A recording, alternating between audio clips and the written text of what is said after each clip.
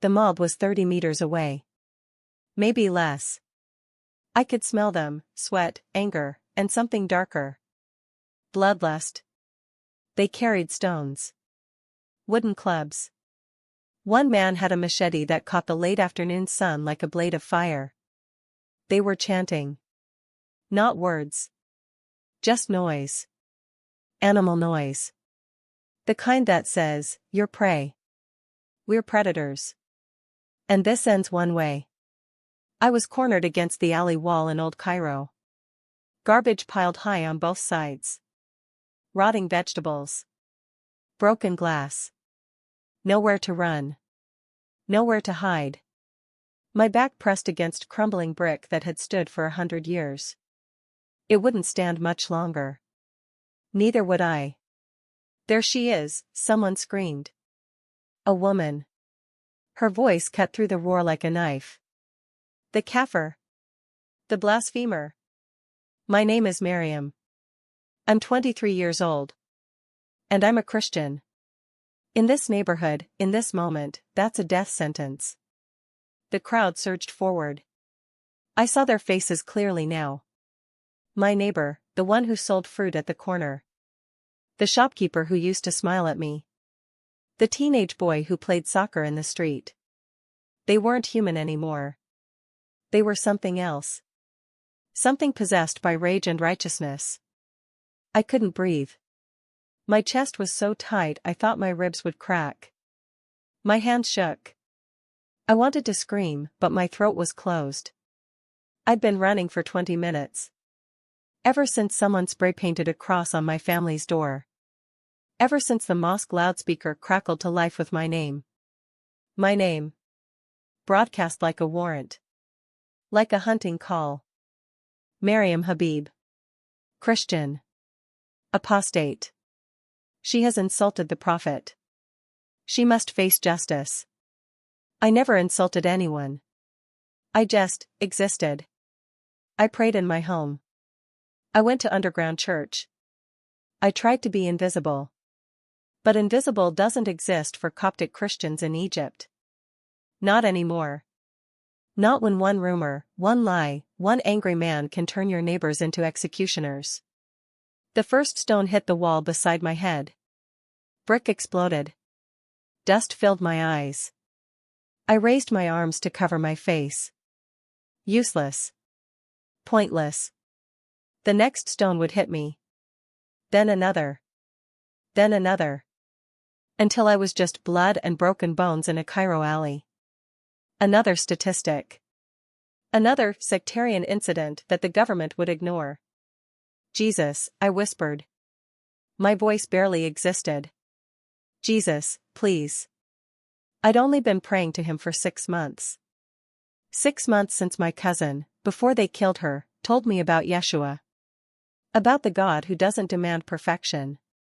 Who offers grace. Who died so I could live. I didn't fully understand it. I still don't. But I knew one thing, Allah never answered my prayers. Jesus did. The mob was 10 meters away now. I could see spit flying from their mouths.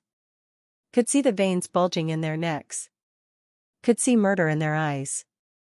"Stone her. Allahu Akbar." I closed my eyes. This was it. 23 years. This is how my story ends. In an alley. Alone. Broken. "Jesus," I said again. Louder this time. "If you're real. If you see me. If you care." And then I heard it. A sound that didn't belong. A sound that made the mob stop mid-stride. A sound that turned their war cries into confusion. Barking. Not one dog. Many. A pack. Getting closer. Getting louder. I opened my eyes. They came from everywhere. From behind dumpsters. From broken doorways. From shadows that shouldn't hold anything alive. 7 dogs. No, 9. No, 12. Wild street dogs. Mangy. Scarred. The kind everyone avoids because they're dangerous. Unpredictable. Disease-ridden. They formed a line between me and the mob. Not scattered. Not random. A line. A wall of fur and teeth and growling that sounded like thunder. The man with the machete stopped. His arm, raised to strike, froze midair. What is this?" he stammered. The largest dog stepped forward. A massive brindled creature with a torn ear and eyes that looked almost knowing. It bared its teeth. Not at me. At them. And it growled. Deep. Guttural. A sound that said, "Touch her, and you die." The mob stepped back. 1 step. 2 steps. Stones fell from hands. The woman who'd screamed my location now clutched her hijab like a shield. "This is witchcraft," someone yelled. "Jinn." She summoned Jinn. "No," I whispered. Tears streaming down my face. "Not Jinn. Jesus." The dogs didn't move. Didn't attack. Just stood there. Guarding me. Protecting me. 12 street dogs that had no reason to care if I lived or died, standing between me and a mob that wanted my blood. For 3 minutes, we stood like that. The mob. The dogs. Me. Nobody moved. Nobody spoke. Just the sound of growling and distant traffic and my heartbeat so loud I thought it would burst. Then one man, the fruit seller, dropped his club. "This isn't natural," he said. His voice shook. "This isn't." Allah wouldn't. He turned. And walked away. One by one, the others followed. Muttering. Confused. Angry but afraid. Until the alley was empty except for me and 12 impossible dogs. The moment the last person disappeared around the corner, the dogs turned to me. The big one walked close. So close I could touch him. His eyes met mine. And I swear, I saw something in them. Something divine. Something that said, "You are seen. You are loved. You are protected." Then, as suddenly as they'd appeared, they left. Scattered back into shadows. Into alleys. Into impossibility. I collapsed against the wall and sobbed. Not from fear anymore. From AWE. God sent dogs. Dogs. To save my life. But let me take you back. Back to the beginning. Back to the world that made this miracle necessary. Back to the Egypt that tourists don't see. The Egypt where being Christian means being hunted. Where miracles aren't stories, they're survival. I didn't know it yet, but I was about to witness a biblical miracle. In 2024. In Cairo. And I wasn't the only one who saw it. His name was Sheikh Mahmoud Hassan. Not a militia commander. Not ISIS. Worse. He was respected. Influential. A religious leader at the Al Noor Mosque, 3 blocks from where I lived my entire life. The kind of man people listened to. The kind whose words carried weight. Whose anger sparked fires. And I had become his obsession. I first saw the hatred in his eyes 6 weeks before the mob. It was a Friday. Jumu'ah prayer had just ended. I was walking home from the market, head covered, eyes down, trying to be invisible like I'd learned to be. Trying to blend into the Cairo streets like smoke into air. But he saw me. "You," he said. His voice cut through the crowd like a cleaver through bone. "Mariam Habib." I froze. My basket of vegetables nearly slipped from my hands. Tomatoes. Onions. Bread. The simple things you buy when you're just trying to survive another day.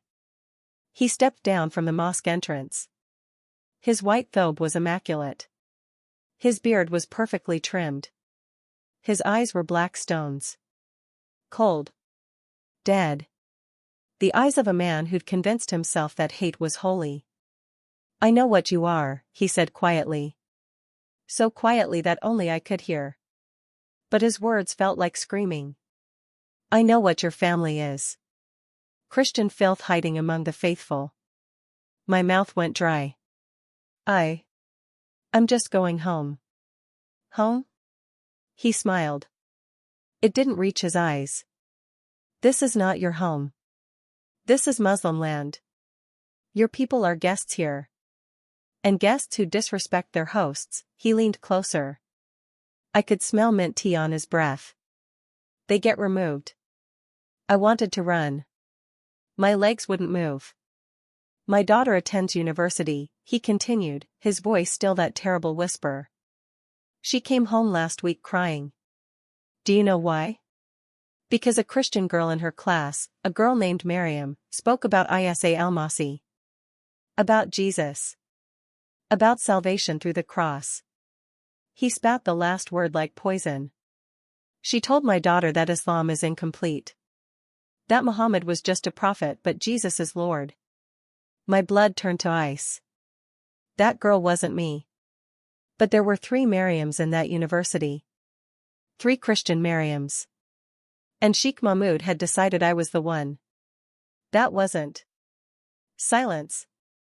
His whisper exploded into a roar. People turned.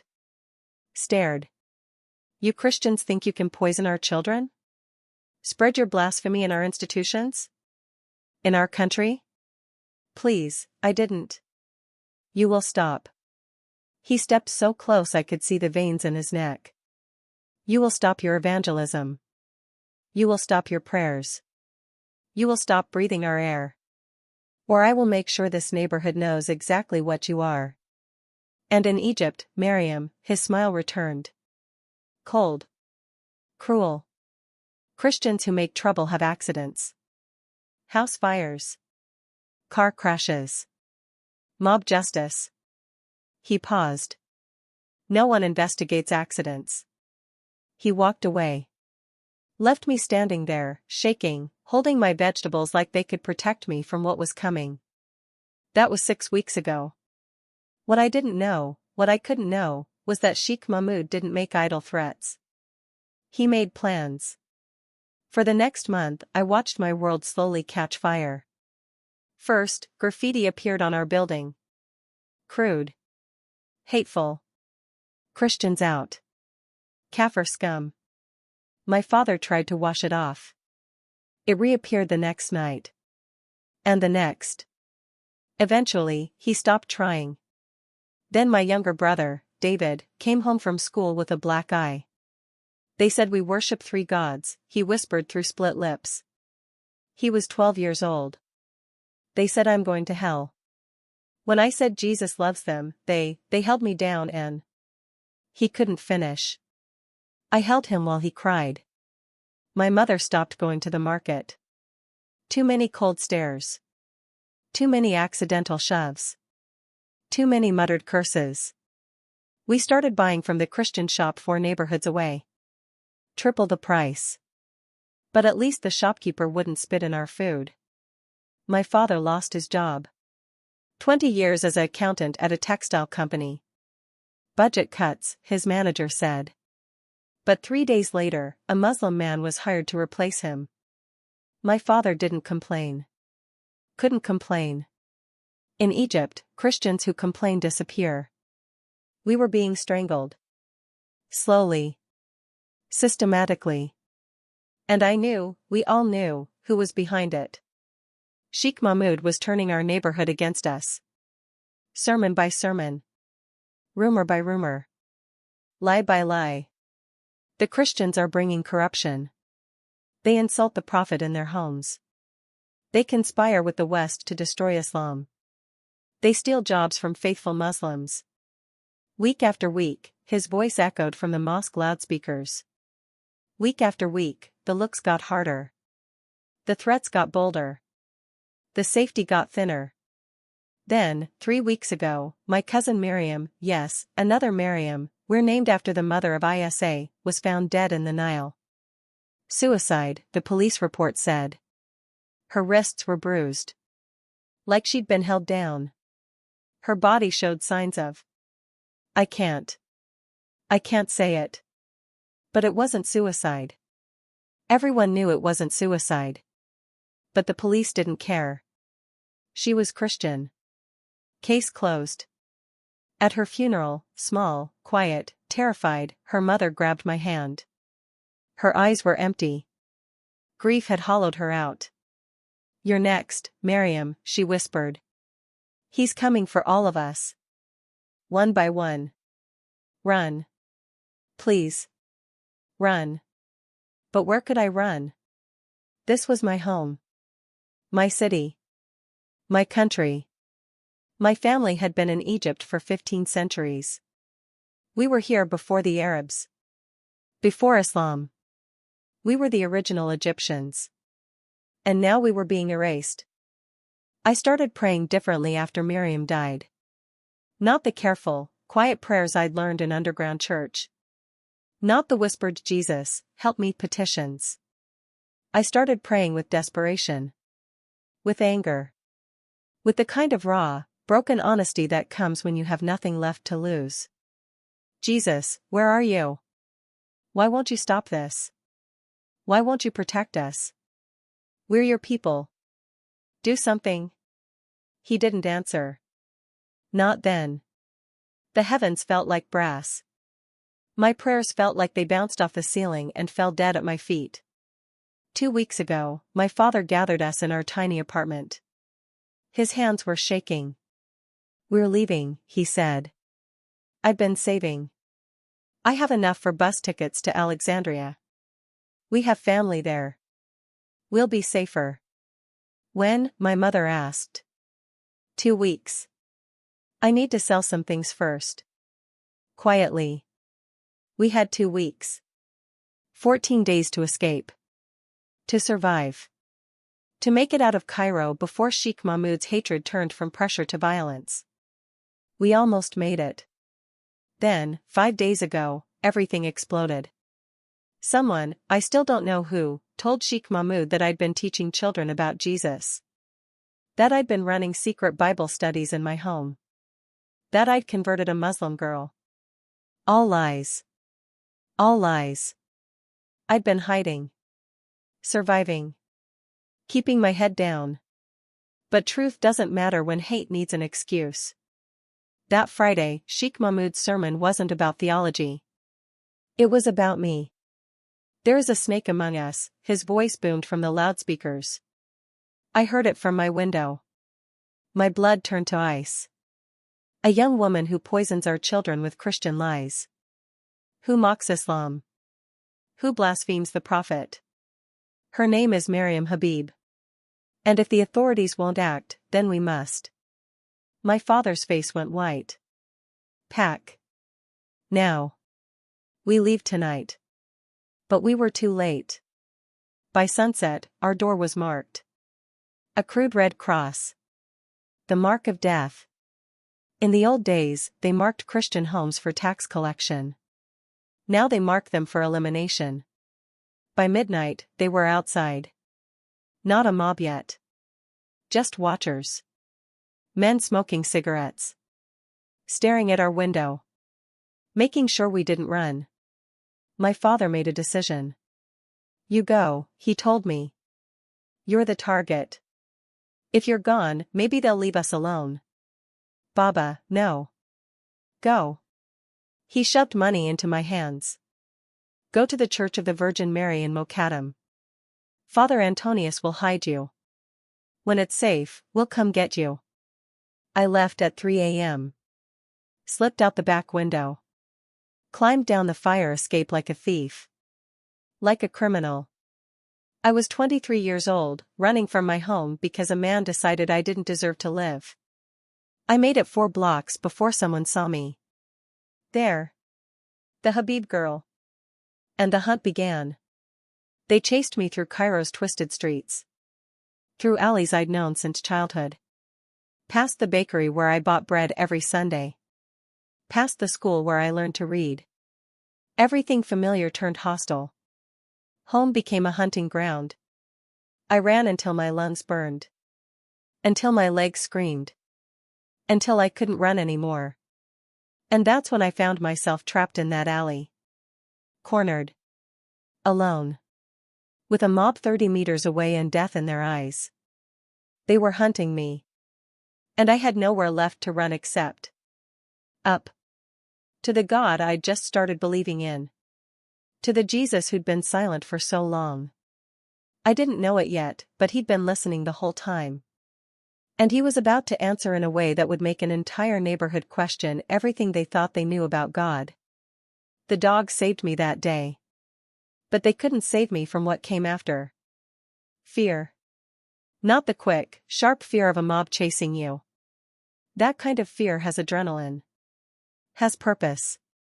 Has a finish line, either you escape or you don't. No, this was different.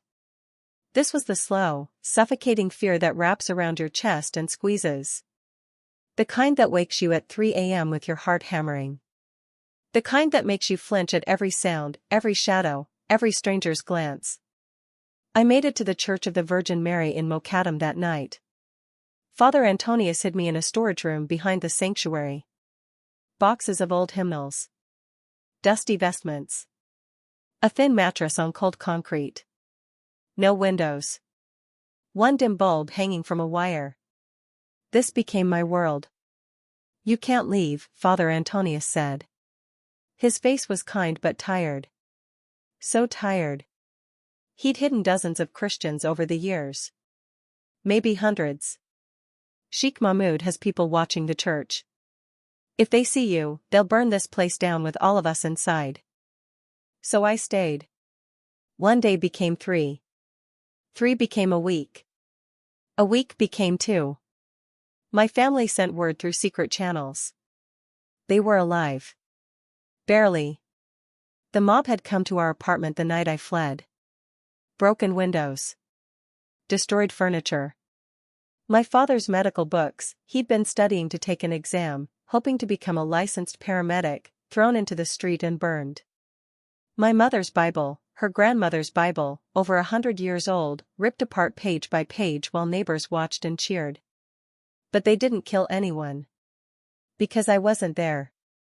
The snake had escaped, so the venom had nowhere to go. Don't come back, my father's message said. They're watching. Waiting. Stay hidden. We'll find a way out. We'll come to you when we can. I waited. And while I waited, I prayed. At first, I prayed with faith. Jesus, thank you for the dogs. Thank you for saving me. Please protect my family. Please make a way for us to escape. Please. But days passed. Then weeks. And nothing changed. My family was trapped. I was trapped. Egypt was a cage, and the bars were closing in. Father Antonius brought me news. Never good. Always worse. 2 Coptic girls in Minya were kidnapped. Forced to convert. Forced to marry their kidnappers. The police won't investigate. A church in Asiut was burned. 17 dead. The government blamed unknown assailants. Sheikh Mahmoud is on television now. National television. Talking about the Christian threat to Egyptian values. He's a hero to them, Miriam. A hero. I stopped praying with faith. Started praying with desperation. Jesus, please. Why won't you do something? Why won't you move? My family is suffering because of me. I'm rotting in this room while that man spreads lies on TV. Where are you? Silence. Just silence. The walls of that storage room started closing in. I could feel them. Pressing. Suffocating. I'd escaped the mob, but I was still dying. Just slower. I started having nightmares. Every night. The same dream. I'm back in that alley. But this time, the dogs don't come. This time, the mob reaches me. I feel the first stone hit my shoulder. The second one cracks my skull. I fall. They keep throwing. Keep hitting. And I'm screaming for Jesus, but he doesn't answer. He doesn't come. The stones keep falling. Keep breaking me. Until I'm nothing but blood and broken bones and unanswered prayers. I'd wake up sobbing. Shaking. Clawing at the walls. Father Antonius found me like that one night. 2 a.m. Curled in a corner. Rocking back and forth. Whispering prayers that felt like they dissolved before they left my mouth. Child, he said gently, kneeling beside me. You must hold on to hope. What hope? The words came out bitter. Angry. I'm buried alive, Father. My family is being tortured. Christians are being killed. And God is, where? Where is he? The old priest was quiet for a long time. When he finally spoke, his voice was heavy. I don't know, Miriam. I've been asking that question for 40 years. I buried children. I've cleaned blood from sanctuary floors. I've watched families destroyed while I hid in silence because speaking up means death. He put his weathered hand on my shoulder. But I know this, he has not abandoned us. Even when it feels like he has. Even when the silence is deafening. How do you know? I whispered. Because we're still here. Still breathing. Still believing. If he'd truly abandoned us, we'd have given up long ago. But we don't. We can't. Because someone, keeps the fire alive. He squeezed my shoulder. The dogs came, Miriam. That wasn't coincidence. That was God. And if he saved you once, he'll do it again. I wanted to believe him. God, I wanted to believe him. But belief is hard when you're trapped in a storage room with no future and a past that wants you dead. 3 weeks after the dogs, my mother got sick. The message came through a woman who cleaned the church. Your mother collapsed. High fever. They can't take her to hospital, too dangerous. Your father is caring for her at home, but... The woman didn't finish. She didn't have to. I broke. I screamed at God that night. Not prayed. Screamed. Is this your plan? Let my mother die? Let my family suffer? I gave up everything for you. I risked my life to follow you. And this is what I get? Hiding? Watching everyone I love destroyed? I pounded the concrete floor until my fists bled. I prayed to Allah for 20 years.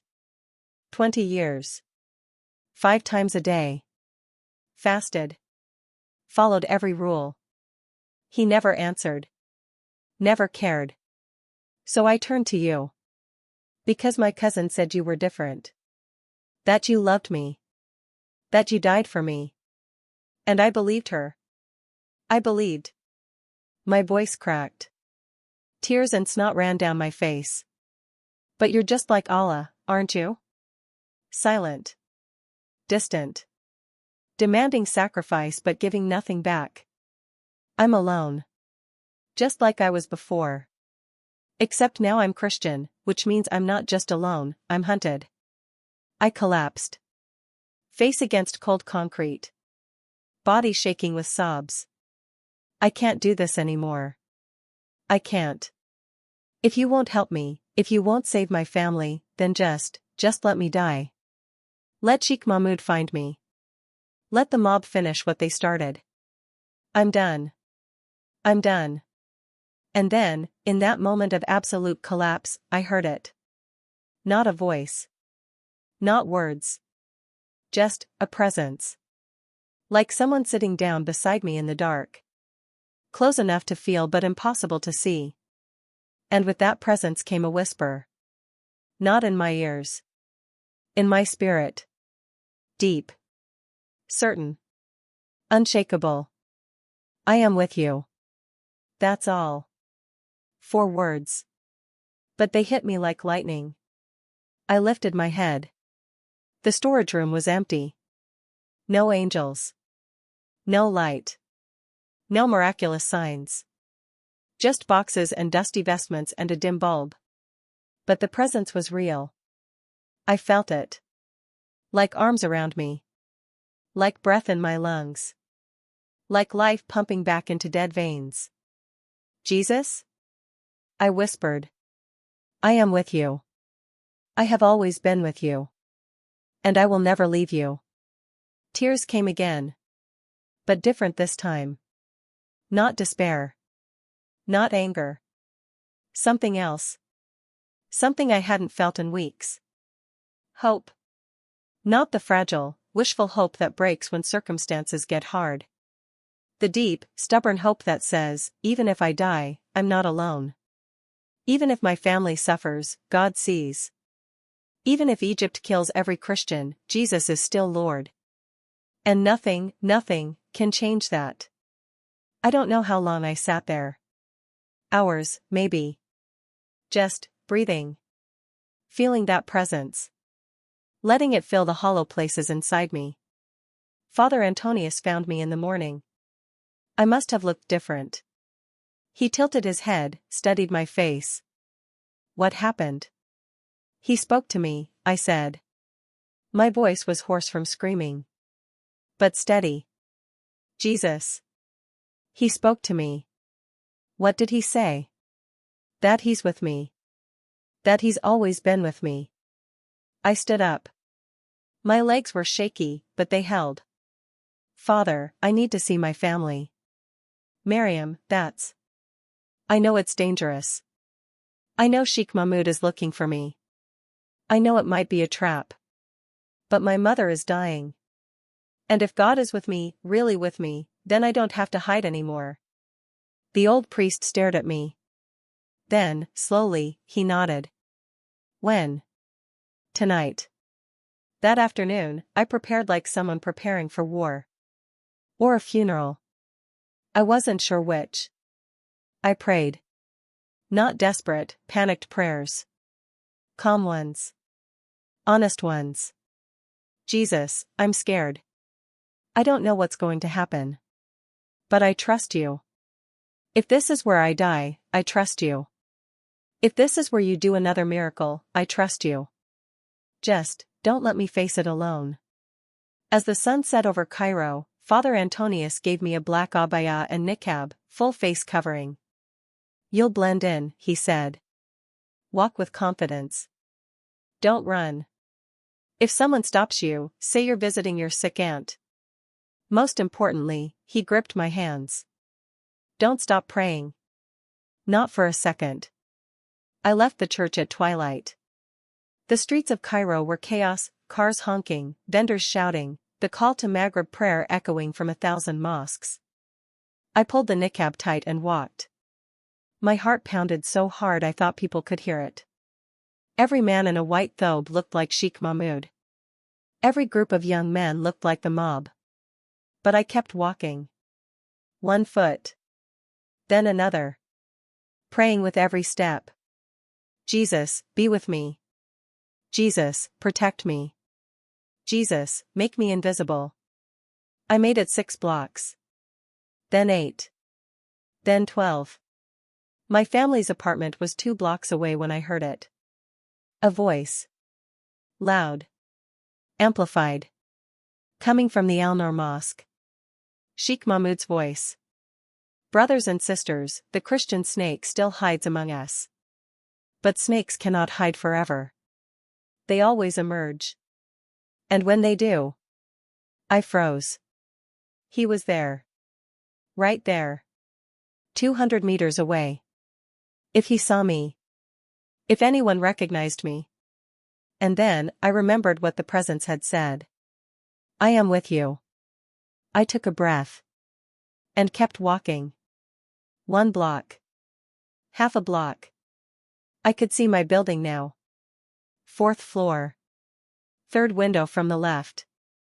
The light was on. My family was home. My mother was alive. Or dying. I didn't know. I just knew I had to reach her. I reached the building entrance. Put my hand on the door. And heard footsteps behind me. Heavy. Close. Male. Sister, a voice said. Deep. Authoritative. Stop. My blood turned to ice. This was it. I'd been caught. Sheikh Mahmoud's men. The police. The mob. It didn't matter who. I was dead either way. I turned slowly. And that's when the impossible happened. Again. The man standing behind me wore a security uniform. Building security. I recognized him, Ahmed. He'd worked in our building for 5 years. Friendly. Always smiled at the children. Always helped my mother carry groceries. But his face wasn't friendly now. It was stone. Remove your niqab, he said quietly. His hand rested on something at his belt. A radio. Or maybe a weapon. I couldn't tell in the dim light. My mouth went dry. If I removed it, he'd recognize me. If I refused, he'd know I was hiding something. Either way, I was trapped. Brother, I'm just visiting. Remove it. Now. My hands trembled as I reached for the fabric. This was it. The dogs had saved me 3 weeks ago, but there were no dogs now. Just me, Ahmed, and the certain knowledge that in 30 seconds, Sheikh Mahmoud would know exactly where I was.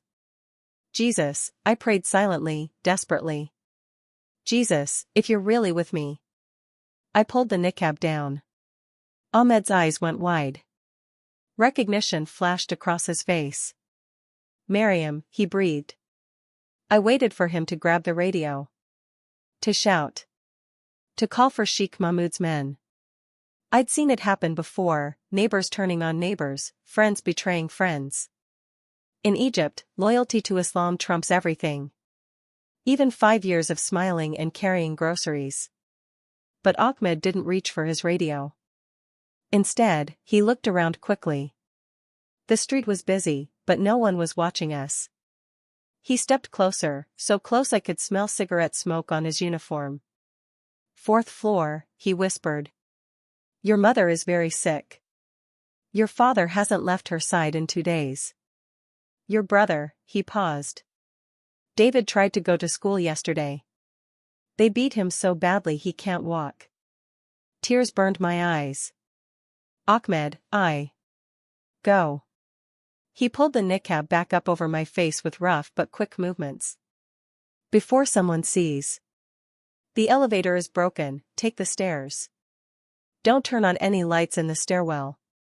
And Maryam, his voice cracked. My daughter is 7 years old. Last week, she asked me why we hate Christians. She said her friend at school, a Christian girl, shared her lunch when she forgot hers. She said Christians can't be bad if they're kind. He blinked hard. I don't know what I believe anymore. But I know you don't deserve this. No one deserves this. Go. He turned and walked away before I could respond. Before I could thank him. Before I could process what had just happened. Another miracle. Smaller than dogs forming a protective wall. But no less impossible. A Muslim security guard, in a building where everyone knew Sheikh Mahmoud's orders, letting me pass. Helping me. Risking his job. Maybe his life. I am with you. The words echoed in my spirit as I climbed the dark stairs. 4 flights. Each step felt like walking through water. My legs were shaking. My heart was hammering. But I kept climbing. 4th floor. The hallway was dim. Only every 3rd light worked, budget cuts, the landlord always said. I walked to apartment 4C. Our door. The red cross spray painted on it had been scrubbed, but you could still see the ghost of it. A stain that wouldn't wash out. I knocked. 3 times. Pause. Twice. Our family code. Silence. Then footsteps. Slow. Shuffling. Who is it? My father's voice. But it didn't sound like him. It sounded like an old man. Broken. Exhausted. Baba, I whispered. It's me. The door flew open. My father stood there, and I barely recognized him. He'd aged 20 years in 3 weeks. His hair had gone gray at the temples. His eyes were sunken. His hand shook as he grabbed me and pulled me inside. Miriam. Miriam. He held me so tight I couldn't breathe. What are you doing here? If they see you. I had to come. Mama. She's in the bedroom. But Miriam, you can't stay. They're watching. Always watching. If Sheikh Mahmoud finds out you're here. Let him find out. The words surprised me even as I said them. But they were true. I was done hiding. Done running. Done living like a ghost. I'm not leaving Mama. Not again. My father stared at me. Then, slowly, he nodded. She's been asking for you. Every day. Where's my Miriam? I want to see Miriam. His voice broke. She thinks she's dying. She wants to say goodbye. The bedroom was dark except for one small lamp. My mother lay on the bed, covered in blankets despite the Cairo heat. Her face was gray. Sweat soaked her hair. She was shaking, fever chills. Mama, I whispered, kneeling beside the bed. Her eyes opened. Unfocused at first. Then they found me. And something like light entered them. Miriam? Is that really you? Or am I dreaming again? It's really me, Mama. I took her burning hand. It was so thin. So fragile. I'm here. You shouldn't be. But she was smiling. A weak, trembling smile. Too dangerous. But I'm so glad you are. I wanted to see your face one more time before. Don't talk like that. You're not dying. Miriam. Her grip tightened. Stronger than I expected. Listen to me. I don't have much time. There's something I need to tell you. Something I should have told you years ago. Mama, rest. We can talk later. No. She tried to sit up. Failed. Fell back against the pillows. Listen. When you were born, Egypt was different. Still hard for Christians, but not like now. Not this hatred. Your father and I, we prayed over you. We dedicated you to Jesus. We said, Lord, use this child. Make her a light in the darkness. Even if it costs us everything. Tears streamed down her face. I didn't know what I was praying. I didn't know it would cost this much. That you'd be hunted. That our family would be destroyed. That, she coughed. Deep, rattling coughs that shook her whole body. I held her until the coughing stopped. But I don't regret it, she continued, her voice barely a whisper now. Not for 1 second. Because I've watched you, Miriam. I've watched you grow. I've watched your faith become real. Not inherited. Not cultural. Real. You know Jesus. Not as a concept. As a person. And that, she smiled again. That's worth everything. Mama, please. Save your strength. Strength for what? For hiding? For watching my family torn apart? For living in fear? She pulled my hand to her chest. I could feel her heartbeat. Rapid. Irregular. Weakening. No, baby. I'm tired. So tired. But before I go, I need you to promise me something. Anything. Don't stop. Her eyes locked on mine. Fierce. Burning with something stronger than fever. Don't stop believing. Don't stop following Jesus. Even when it's hard. Even when it costs everything. Even when he's silent. Don't. Stop. I won't. I promise. And don't hate them. This surprised me. Sheikh Mahmoud. The mob. The people who destroyed our life. Don't hate them. Pray for them. Love them. Like Jesus loved the people who crucified him. Because hatred, she coughed again. Hatred is their weapon. Don't pick it up. Don't become what they are. How could she say that? After everything they'd done to us? After everything they'd taken? But looking at her face, peaceful despite the pain, loving despite the persecution, I understood. She'd already won. They'd destroyed our home, our livelihood, our safety. But they hadn't touched what mattered most. Her faith. Her love. Her soul. They'd taken everything. But they'd taken nothing. My brother David limped into the room. I barely recognized him. Both eyes were swollen nearly shut. His lip was split. Bruises covered his face and arms like a grotesque painting. "Miriam," he whispered. Then he was in my arms, crying.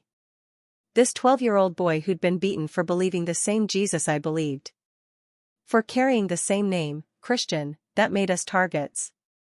"I hate them," he sobbed into my shoulder. "I hate them. I prayed for them like Pastor John taught us. I prayed for the boys who beat me. But they just hit harder. They said Jesus is weak. That Christians are cowards. That if our God was real, he'd stop them." He pulled back, looking at me with those swollen eyes. "Why doesn't he stop them, Miriam? Why does he let them hurt us?" I didn't have an answer. Not one that would satisfy a 12-year-old boy covered in bruises. Not one that would explain why following Jesus in Egypt meant suffering. Meant losing everything. Meant watching your mother die and your father break and your home become a prison. But I had the only answer I knew was true. "Because he's not done with our story yet," I said quietly. "David, the dogs came. Do you remember? I told you about the dogs. You told me." He wiped his eyes. "But Miriam, dogs aren't enough. We need armies. We need weapons. We need Jesus." I held his face gently, carefully avoiding the bruises. "And I know that sounds weak. I know that sounds like the coward's answer. But David, listen to me. 3 weeks ago, I was about to die. About to die. And Jesus sent dogs. Not soldiers. Not angels with swords. Dogs. Street dogs that had no reason to care if I lived or died. And they saved me. But we're still suffering. Yes. We are." I wouldn't lie to him. Wouldn't give him false hope wrapped in religious cliches. We're suffering. And I don't know when it will end. But I do know this, Jesus sees us. He sees us. And whatever he's doing, whatever he's planning, it's bigger than our suffering. It has to be. I didn't know how true those words would prove to be. Didn't know that in less than 24 hours, Jesus would do something so impossible, so public, so undeniable, that even Sheikh Mahmoud would have to face the truth. But that night, I just held my brother and my father. I prayed over my mother. And I did something I'd stopped doing in that storage room. I prayed not just for things, but with thanksgiving. "Jesus, thank you. Thank you that we're still alive. Thank you that Ahmed let me pass. Thank you that I can hold my family one more time. Thank you that even in this hell, you are with us. I don't understand your plan. I don't see the way forward. But I trust you. Not because it makes sense. Not because it feels good. But because you've proven yourself. You sent the dogs. You gave me that presence in the storage room. You got me past Ahmed. You are active in my life, even when it hurts. So I trust you. With my mother's life. With David's pain. With our future. I trust you." And something shifted in that room. The fear didn't disappear. The danger didn't vanish. My mother was still dying. David was still beaten. We were still hunted. But the presence returned. That same presence from the storage room. Filling the apartment. Pushing back the darkness. Not removing the suffering, but making it bearable. Making it purposeful. Making it somehow sacred. My father felt it too. I saw it in his face.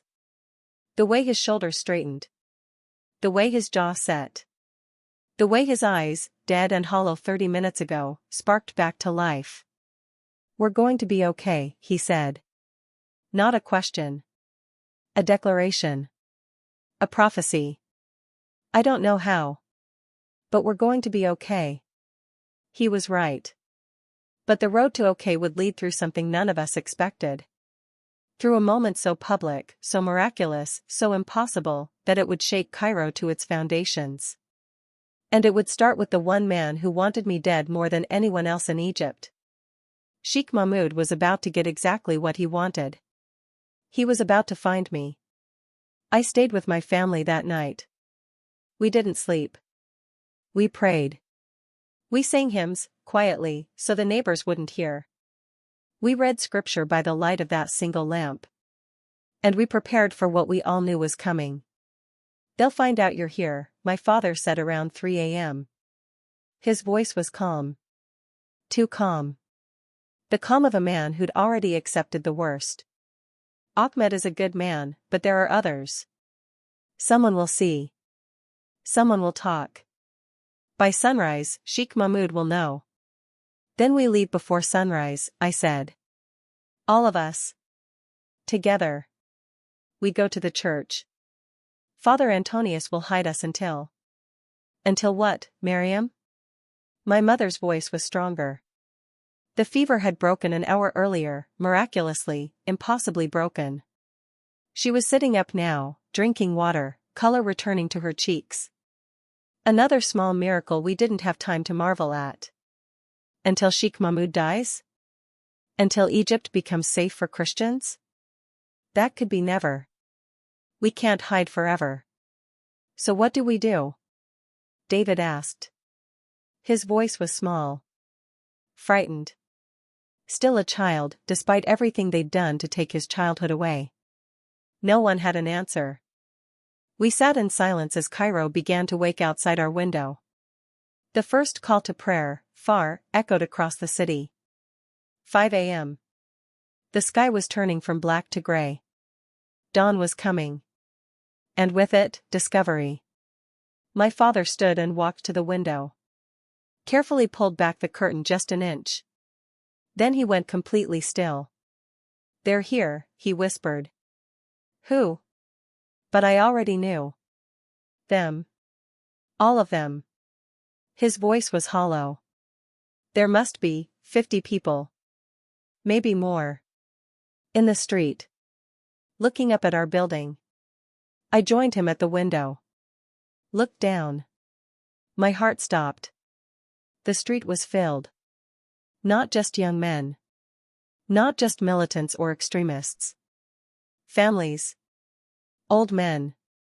Women in hijabs. Teenagers. Shop owners. The fruit seller. The baker. The school teacher. People I'd known my entire life. People who'd smiled at me, sold me vegetables, taught me math.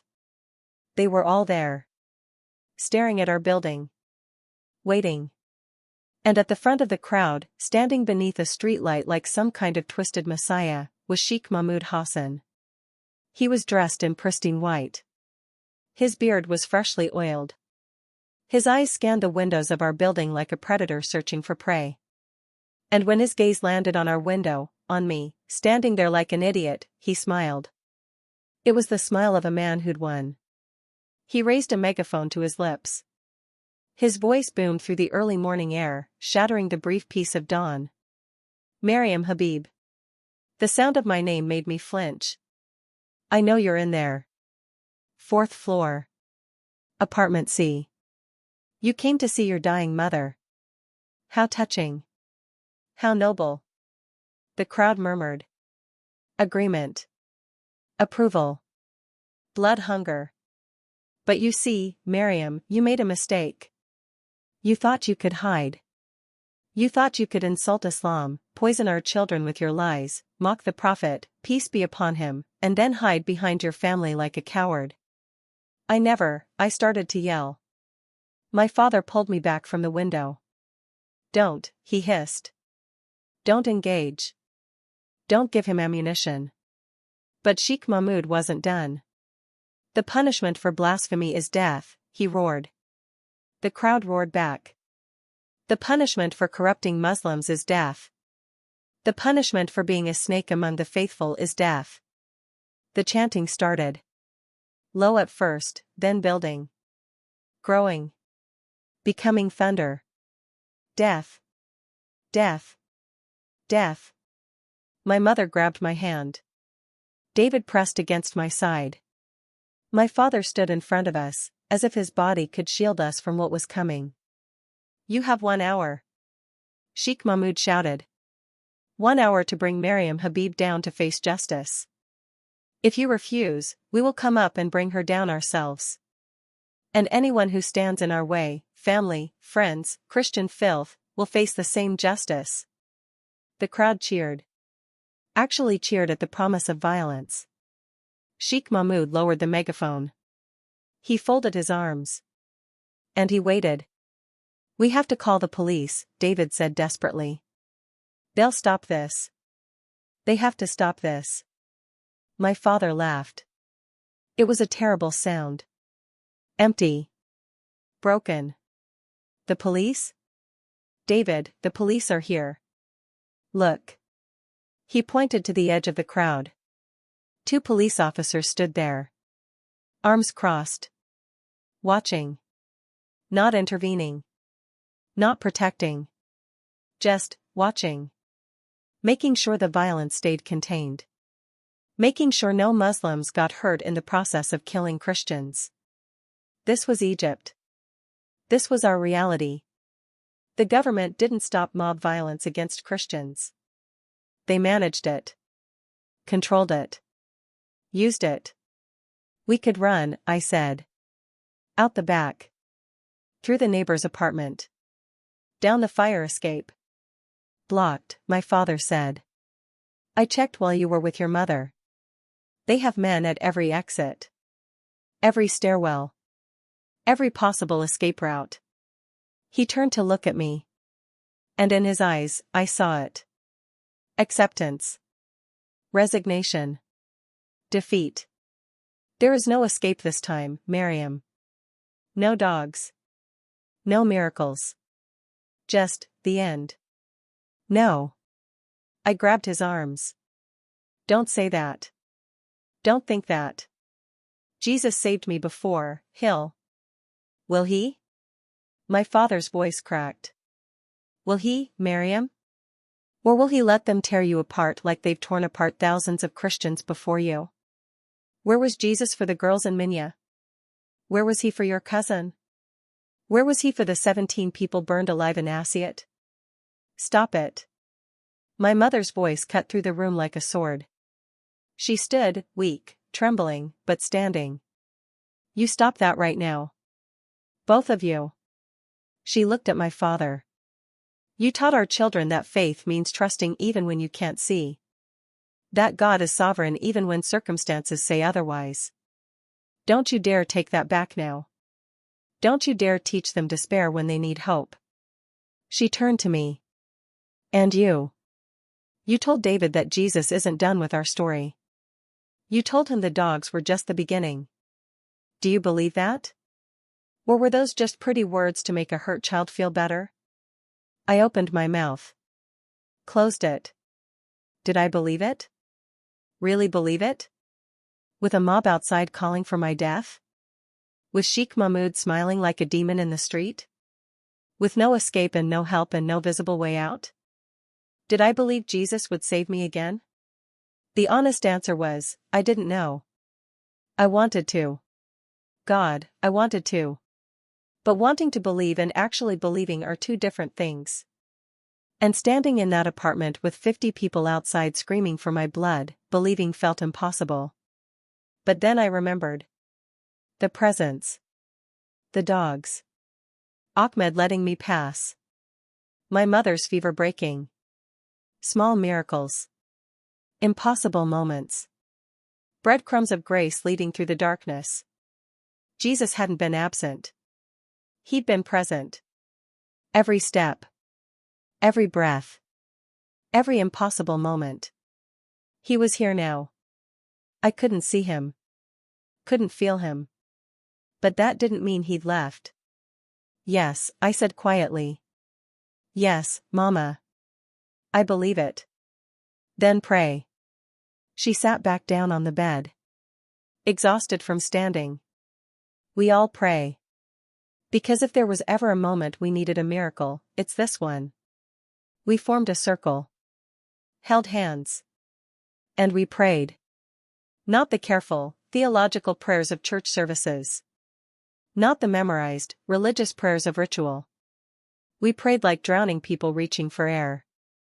Like people who had nothing left but God. Like people who were about to die and needed heaven to move. Jesus, my father prayed, his voice shaking, I don't understand your plan. I don't see the way out. But my daughter says you're not done with our story. So, finish it. Please. However you want. However you see fit. But don't let her die alone. Don't let her die thinking you abandoned her. Be with her. That's all I ask. Be with her. Jesus, my mother prayed, you know what it's like to have a mob call for your death. You know what it's like to be innocent but condemned. You know what it's like to face the impossible. So help her. The way you helped Daniel in the lion's den. The way you helped Shadrach, Meshach, and Abednego in the fire. The way you helped Peter escape prison. Do it again. Show this city. Show Sheikh Mahmoud. Show Egypt that you are still God. Jesus, David prayed, crying now, don't let them hurt my sister. Please.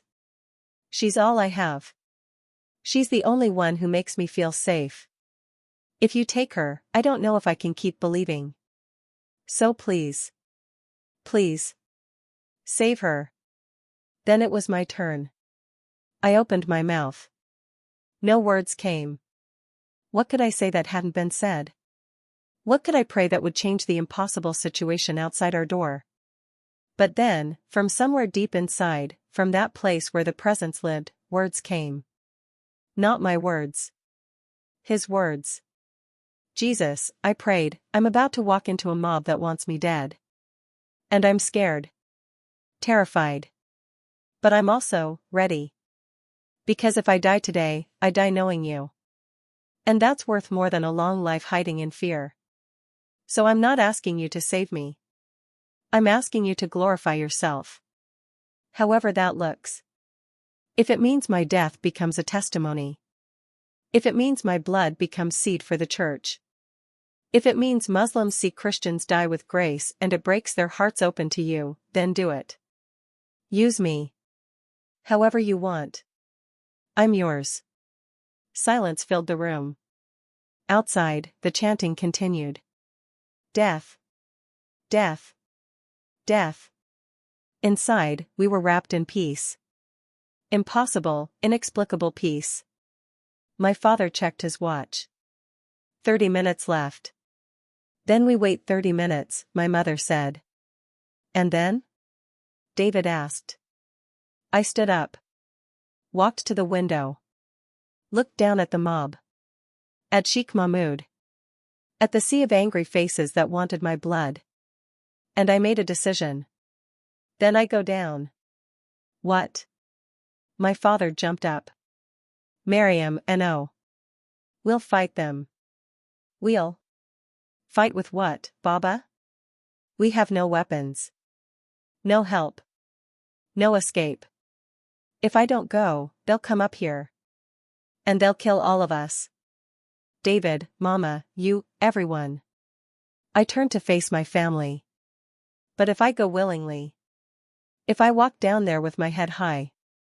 If I show them that Christians don't cower, that we don't hide, that we trust our God even unto death, I took a breath. Maybe that's the miracle. Maybe that's the testimony Jesus wants. Or maybe, my mother said softly, he has something else planned. Something we can't see yet. Something impossible. I hugged her. Hugged David. Hugged my father. I love you, I said. All of you. And if I don't come back. You'll come back, David said fiercely. The dogs came. Something will come. Jesus will. A knock on the door silenced him. Not pounding. Not breaking down. Just a knock. We froze. Another knock. Then a voice. Mr. Habib? It's Ahmed. Please. Open the door. My father moved to the door. Hesitated. How do we know it's really you? Because if it was the mob, they wouldn't knock. Valid point. My father opened the door a crack. Ahmed stood there, still in his security uniform. But his face was pale. Sweating. You need to bring her down, he said quietly. Now. Sheikh Mahmoud is getting impatient. The crowd is getting violent. If you don't bring Maryam down in the next 10 minutes, they're coming up. And I can't stop them. There are too many. Give us a minute, my father said. You don't have a minute. Ahmed looked past my father. Looked at me. I'm sorry, Maryam. I'm so sorry. I wish things were different. He turned and walked away. Back down the stairs. Back to his post. Back to watching a mob prepare to kill a girl he'd known for 5 years. This was it. The moment where miracles either happen or they don't. Where faith either survives or it dies. Where Jesus either moves or he doesn't. I walked to the door. My family followed. Wait, my mother said. She took off her necklace, a simple silver cross. Her mother's. Her grandmother's. Passed down through 4 generations of Egyptian Christians. She placed it around my neck. So you remember, she whispered. You are not alone. You have never been alone. And you never will be alone. I kissed her cheek. Hugged David one last time. Looked at my father. Be brave, he said. His eyes were full of tears. Show them what a daughter of the king looks like. I nodded. Opened the door. And walked toward the mob that was waiting to kill me. Every step down those stairs felt like walking through water. Through fire. Through death itself. My legs shook. My heart hammered. My breath came in short gasps. But I kept walking. I am with you. The words echoed with each step. I am with you. I reached the ground floor.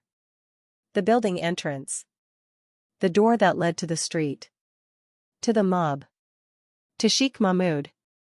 To my death. I put my hand on the door handle. Whispered one last prayer. Jesus. This is it. I trust you. Whatever happens. I trust you. And I pushed the door open. The roar that greeted me was deafening. 50 people. Maybe 70. A sea of faces twisted with rage and righteousness. They surged forward. Hands reaching. Stones raised. Voices screaming. Sheikh Mahmoud stepped in front of them. Held up his hand. The mob stopped. Barely. Like dogs straining at a leash. He walked toward me. Slowly. Savoring this moment. His victory. Maryam Habib, he said. His voice was soft. Almost gentle. Which made it more terrifying. You came. How obedient. How submissive. Finally, you show proper respect. I said nothing. Just stood there. Head high. Cross around my neck gleaming in the rising sun. His eyes locked on the cross. His smile disappeared. Still clinging to your false god? He spat on the ground. Still believing that a dead man on a cross can save you? He turned to the crowd. Look at her. Look at this Christian fool. Still wearing her cross. Still defiant. Still believing her lies. The crowd roared. Sheikh Mahmoud turned back to me. I'm going to give you one chance, Maryam. One chance to save yourself. Renounce Jesus. Declare the Shahada. Convert to Islam. And I will spare your life. No, I said. The word came out stronger than I felt. Clearer than I expected. No? He leaned closer.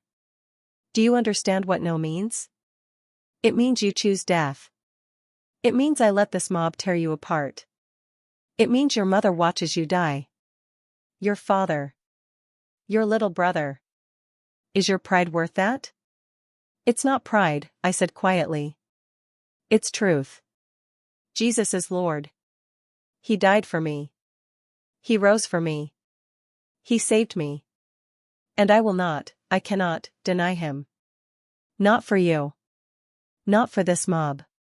Not to save my life. Because my life without him is already death. Silence. For 3 heartbeats, nobody moved.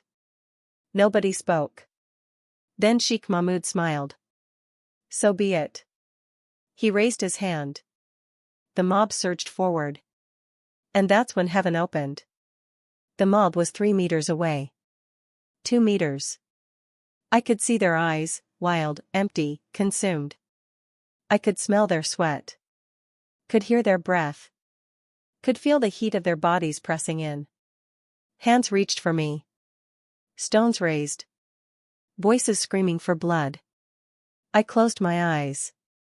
Into your hands, Jesus. And then, light. Not metaphorical light. Not spiritual light. Physical light. Brilliant. Blinding. White-hot and pure. It exploded from nowhere and everywhere at once. Like the sun had fallen from the sky and landed in the street between me and the mob. I felt the heat of it on my face. Felt the power of it in my chest. But it didn't burn. Didn't harm. It was warm. Safe. Like standing in the embrace of something infinitely powerful and infinitely gentle. The mob screamed. Not war cries. Not rage. Terror. Pure, absolute terror. I opened my eyes.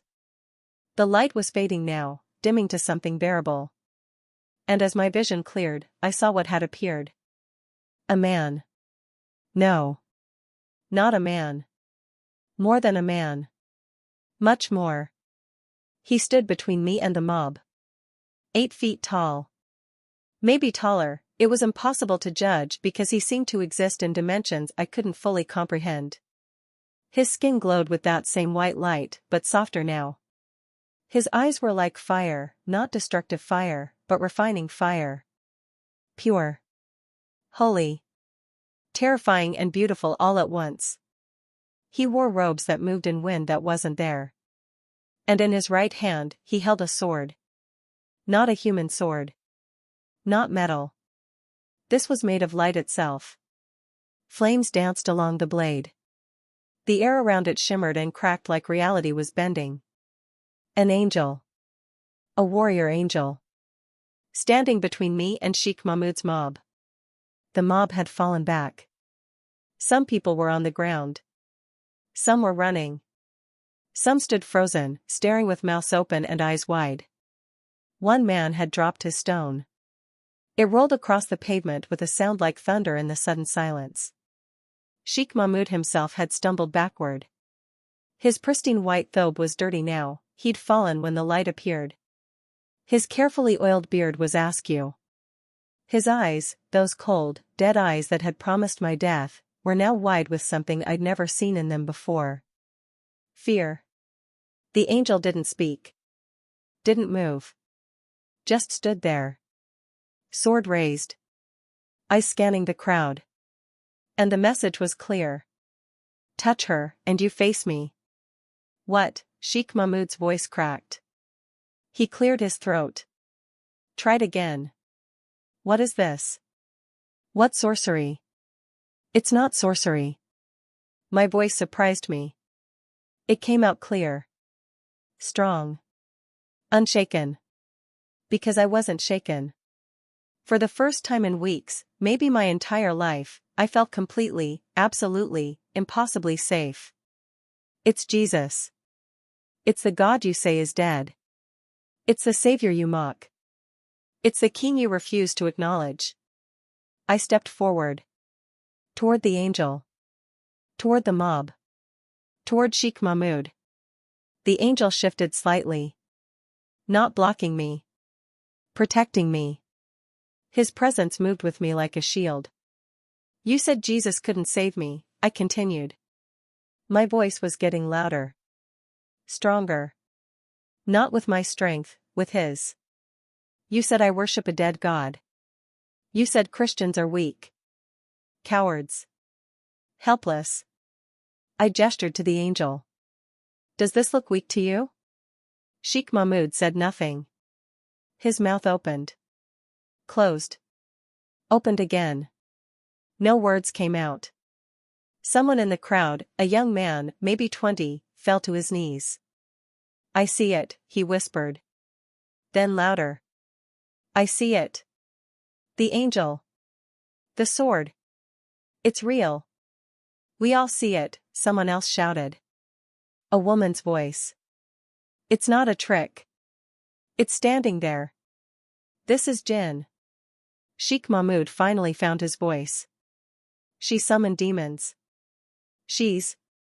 Demons don't serve Jesus. The shout came from behind me. I turned. My father stood in the building entrance.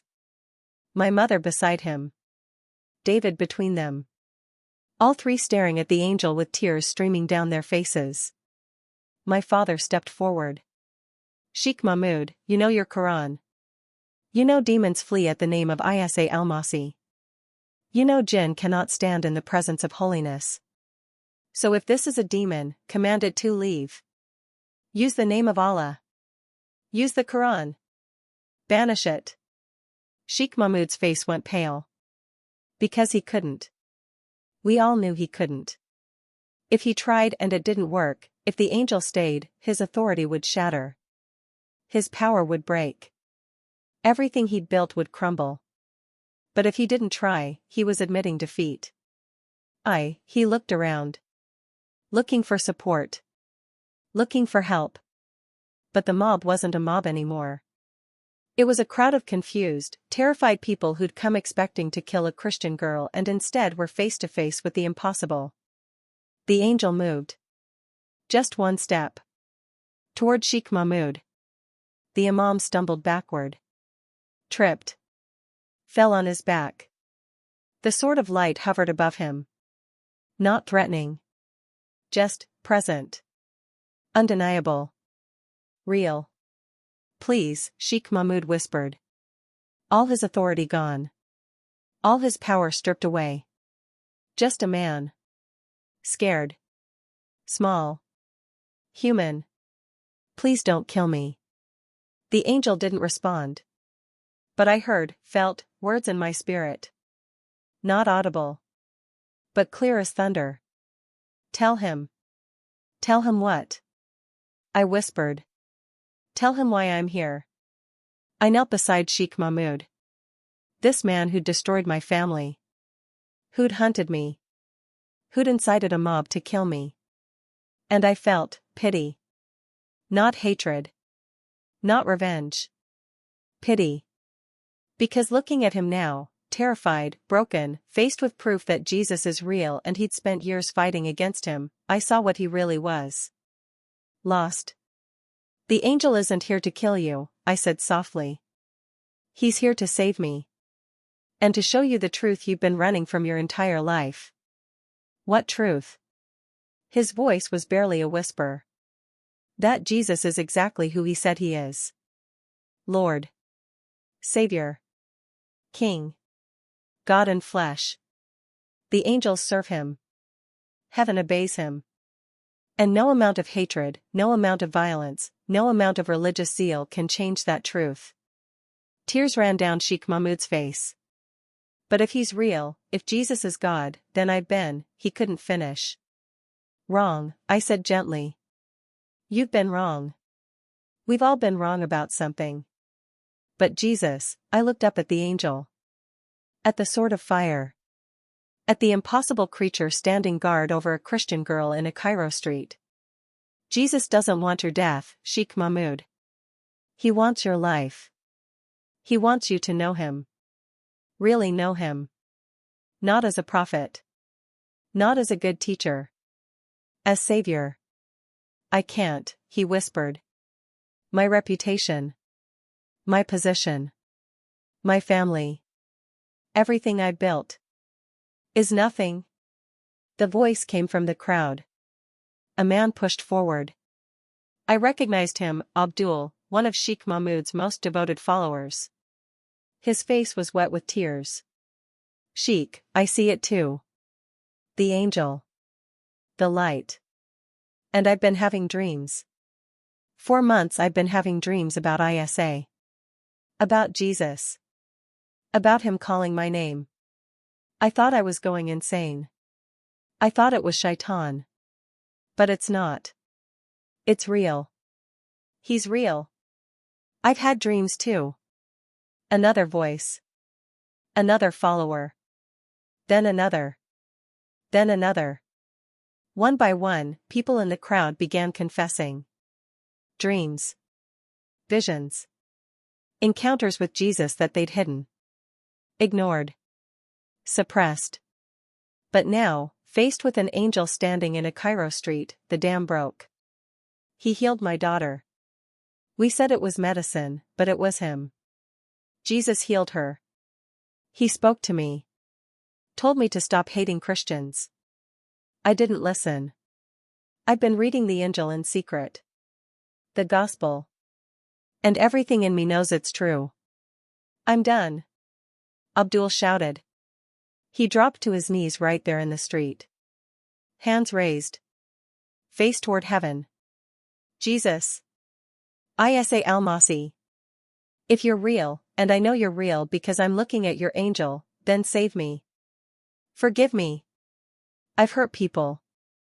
I've hated people. I've done terrible things in the name of Allah. But if you can forgive me, if you died for me, then I'm yours. I'm yours. The angel's sword lowered. And the light, that brilliant, impossible light, pulsed once. Twice. Like a heartbeat. I watched Abdul's face. Watched something shift. Change. Like chains breaking. Like prison doors opening. Like a dead man taking his first breath. He opened his eyes. I feel him, he whispered. I feel him. He's here. Inside me. Jesus is inside me. Others fell to their knees. 5. 10. 20. People who'd come to watch me die were now crying out to the God they'd spent their lives denying. Jesus, save me. Isa, forgive me. I believe. I believe. Not everyone. Some people ran. Terror drove them away. Some stood frozen, unable to process what they were seeing. And some, including Sheikh Mahmoud, just wept. Broken. Confused. Not ready to surrender but unable to deny what they'd witnessed. The angel remained for maybe 5 minutes. Maybe 10. Time felt strange, elastic and compressed all at once. He stood guard while people prayed. While Muslims became Christians. While the impossible became real in a Cairo street. Then, as suddenly as he'd appeared, he began to fade. The light dimmed. The sword dissolved. The 8-foot form became translucent. Transparent. Until there was nothing left but a shimmer in the air. And then, nothing. He was gone. But the impact remained. 23 people. That's how many converted that morning. 23 Muslims who'd come to participate in a mob execution and instead encountered Jesus. Really encountered him. Not as theology. Not as argument. As reality. Abdul hugged me. This man who'd probably thrown stones at Christian homes. Who'd probably cheered when churches burned. Who'd probably called for my death. He hugged me and sobbed. Thank you. Thank you for not running. Thank you for standing there. Thank you for letting Jesus use you to save me. I hugged him back. Because what else could I do? This was the gospel. This was Jesus. Turning enemies into family. Turning hatred into love. Turning death into life. The police, who'd watched everything, finally moved. But not to arrest me. To disperse the crowd. Move along. Nothing to see here. Nothing to see? Nothing to see? An angel with a sword of fire appeared in downtown Cairo and they said nothing to see? But that's Egypt. That's the government. Acknowledge the miracle and they'd have to acknowledge Jesus. Easier to pretend it didn't happen.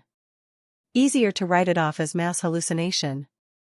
Collective hysteria. Anything but the truth. Sheikh Mahmoud stood slowly. He looked at me. Really looked at me. Not with hatred. Not with rage. With brokenness. I don't know what to do, he said quietly. I don't know who I am anymore. You're loved, I said. That's who you are. Loved by the God you tried to destroy.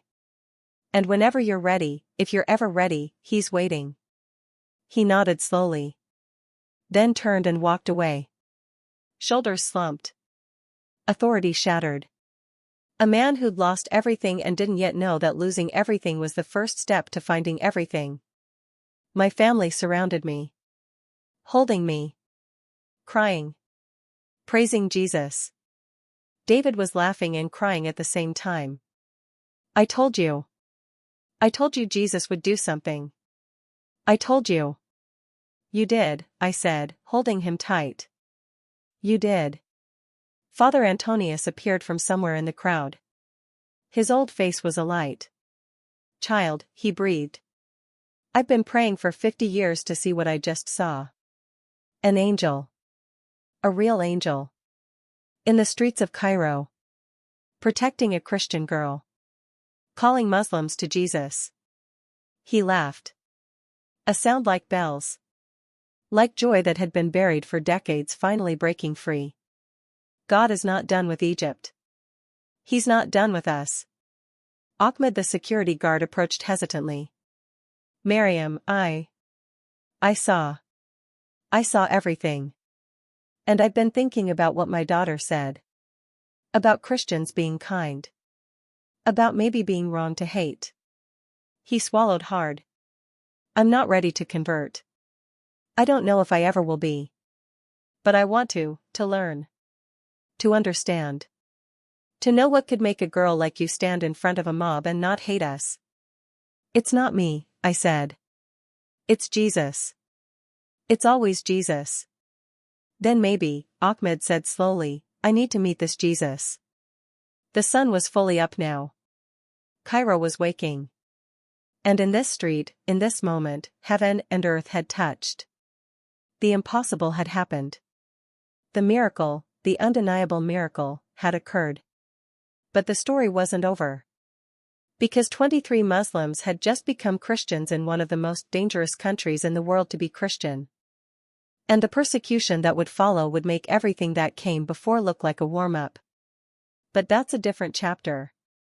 Right now, in this moment, we just stood there. My family. Abdul. The new believers. Father Antonius. Ahmed. All of us staring at the place where an angel had stood. Where heaven had invaded earth. Where Jesus had proven, once again, that he is alive. He is real. And he is still doing the impossible. I touched the cross around my neck. My grandmother's cross. 4 generations of Egyptian Christians who'd suffered. Who'd survived. Who'd kept the faith when faith cost everything. And I understood. This was why. This moment was why. All the suffering. All the persecution. All the fear and hiding and running. It was all worth it for this moment. For 23 souls saved. For heaven breaking through. For the name of Jesus being exalted in a place that tried to erase him. Worth it. All of it. Worth it. The news spread like wildfire through Cairo. No, faster than fire. Fire you can contain. Fire you can control. This was a flood. An earthquake. An explosion that shook the entire city. By noon, everyone knew. By evening, it was national news.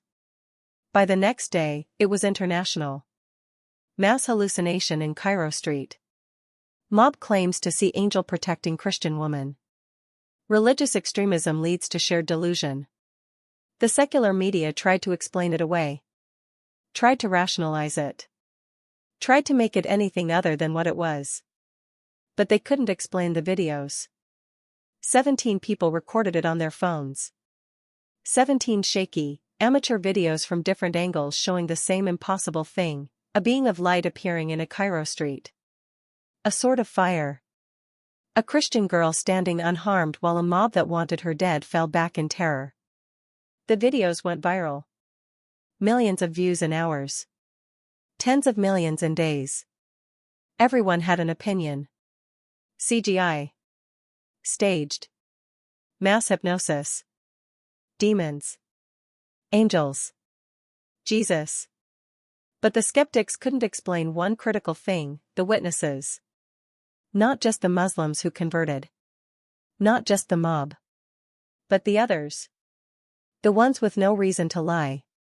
The ones with every reason to deny what they saw. Dr. Hassan Khalil was a cardiologist. Respected. Educated. Secular. He'd been driving to work when he saw the mob gather. Stopped to watch. Recorded part of it on his phone. 3 days after the miracle, he appeared on Egyptian television. And he said something that made the entire country stop and listen. I am a man of science, he said, his voice steady but his hands shaking.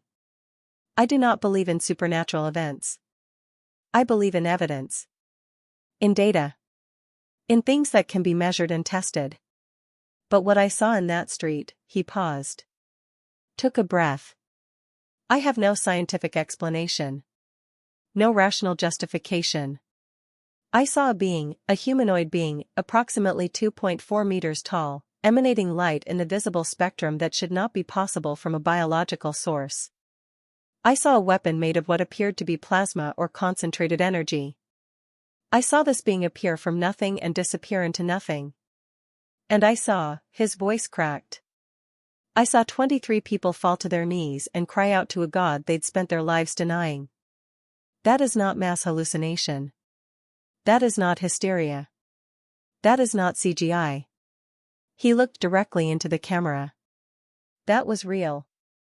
And it has shaken everything I thought I knew about reality. 4 days later, Dr. Khalil showed up at Father Antonius's church.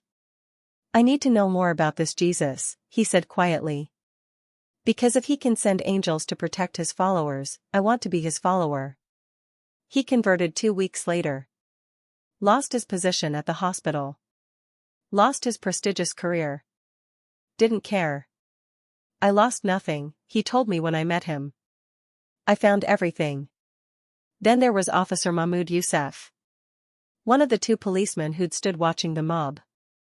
Who'd done nothing to stop it. Who'd been there to manage the violence, not prevent it. He couldn't sleep after that day. The angel haunted him.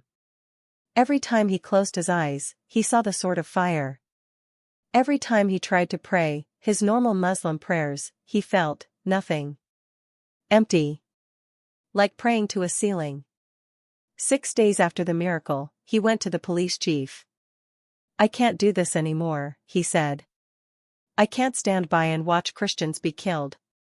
I can't pretend I didn't see what I saw. I can't serve a system that protects mobs and murders innocents. He was fired on the spot. Threatened with arrest if he spoke publicly about what he witnessed. He spoke anyway. I saw an angel, he told anyone who would listen. I saw God defend a Christian girl from a Muslim mob. And I've been on the wrong side my entire career. I protected oppressors and ignored victims. But I'm done. I don't know if Jesus will forgive me for what I've done. But I'm asking. I'm begging. Because after seeing what I saw, I know He's real. And I want to serve the real God. Not the system. Not the government. Not religion. God. He converted 9 days after the miracle. Was arrested 2 days later for inciting religious discord. Father Antonius got him released through underground church connections. He now works as a security guard at Christian hospitals. Makes a fraction of what he used to. Smiles more than he ever did. I lost my career, he told me. I found my soul. But the most powerful testimony came from someone I never expected. Fatima Hassan. Sheikh Mahmoud's daughter. The university student who'd supposedly been corrupted by a Christian classmate. The lie that started this entire nightmare. 10 days after the miracle, she showed up at our apartment. My father almost didn't let her in. This was the daughter of the man who'd tried to kill me. The daughter who'd, according to her father, been poisoned by Christian lies. But she stood in our doorway with tears streaming down her face and said 4 words that changed everything: "It was never you." We let her in.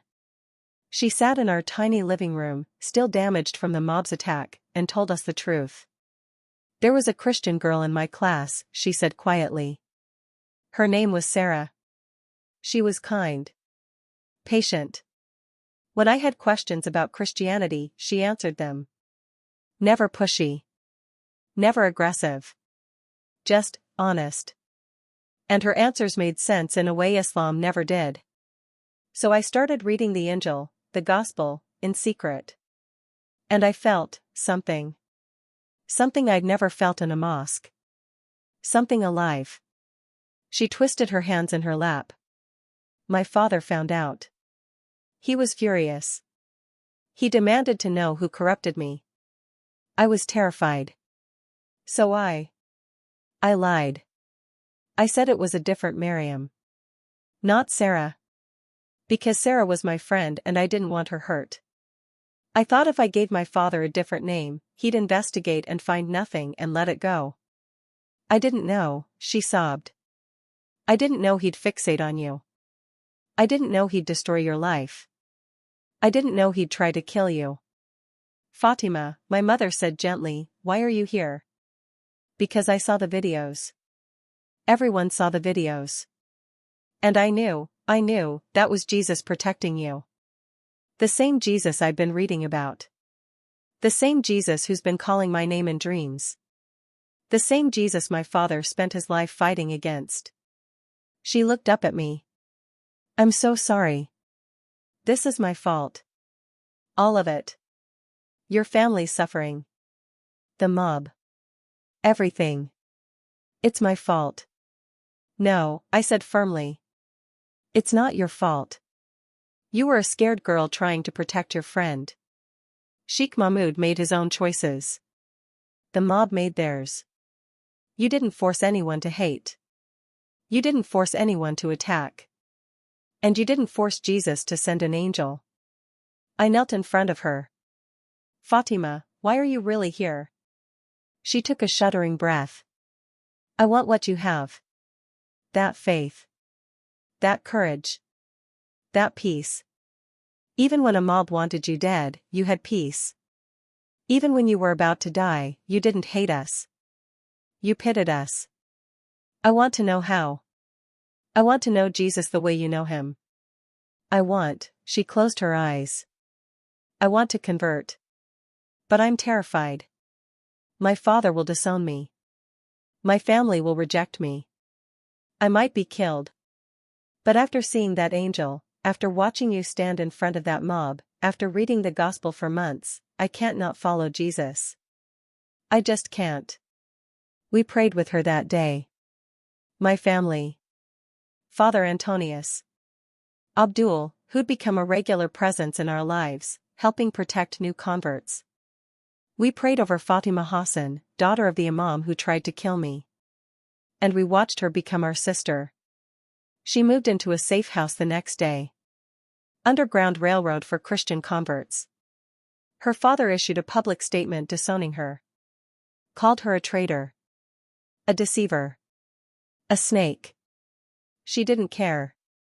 I lost my family, she told me weeks later. I found my father. The real one. The one who doesn't demand perfection. Who doesn't threaten violence. Who sent an angel to protect a girl he loves.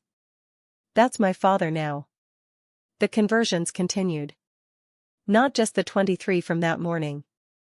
Others. Muslims who'd seen the videos. Who'd heard the testimonies. Who'd been having dreams and visions and supernatural encounters that they'd suppressed until this moment made them impossible to ignore. 37 people converted in the first month. 62 by the second month. 118 by the third month. Father Antonius's small church became a refuge. A sanctuary. A place where Muslims questioning Islam could come and ask dangerous questions. Where new converts could find community. Where the impossible became normal. I baptized more people in 3 months than in my previous 20 years combined, Father Antonius said, his old eyes wet with tears. God is moving, Miriam. Not just in Egypt.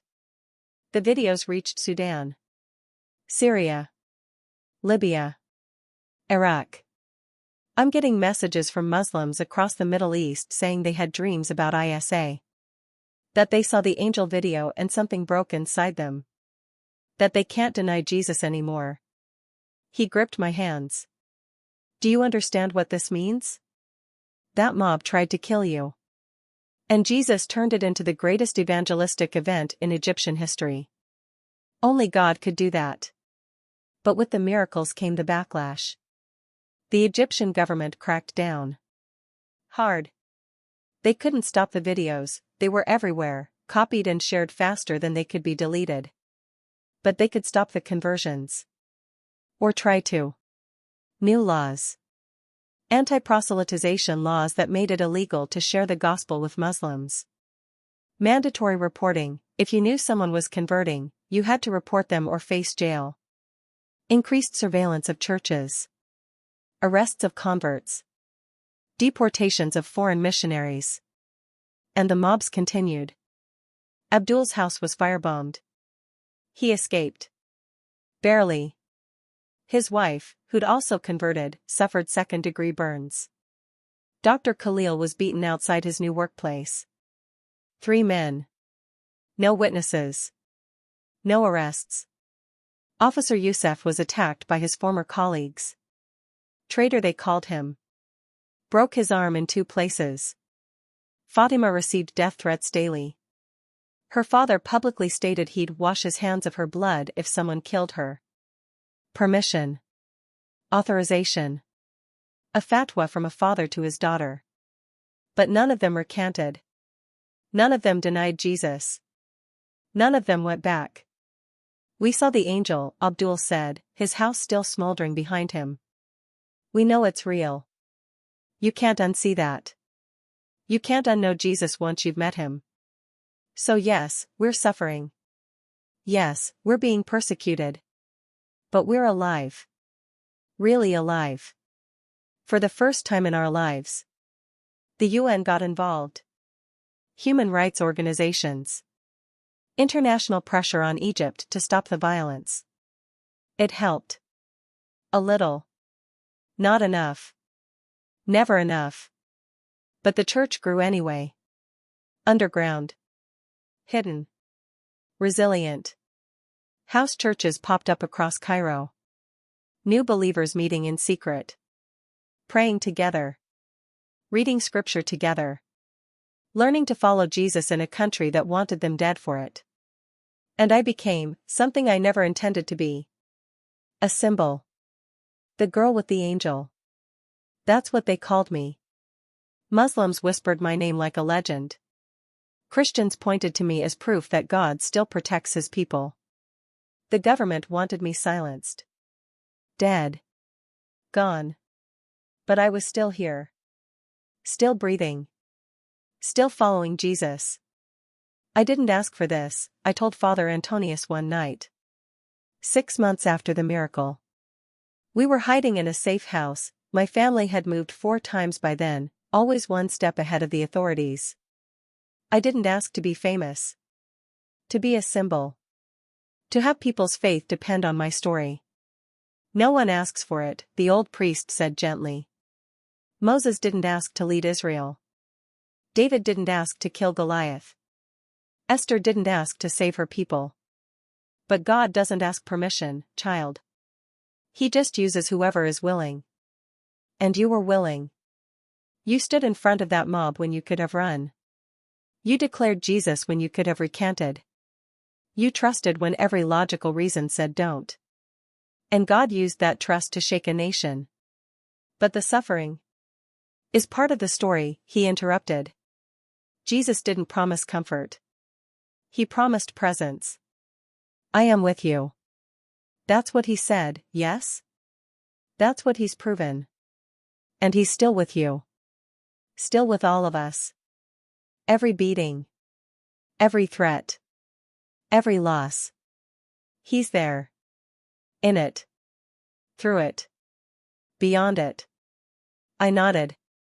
Because he was right. Jesus had been with us. Every impossible moment. Every narrow escape. Every small miracle that kept us alive. My mother's fever breaking the night before the mob. Ahmed letting me pass. The dogs 3 weeks earlier. The angel. The conversions. The testimonies.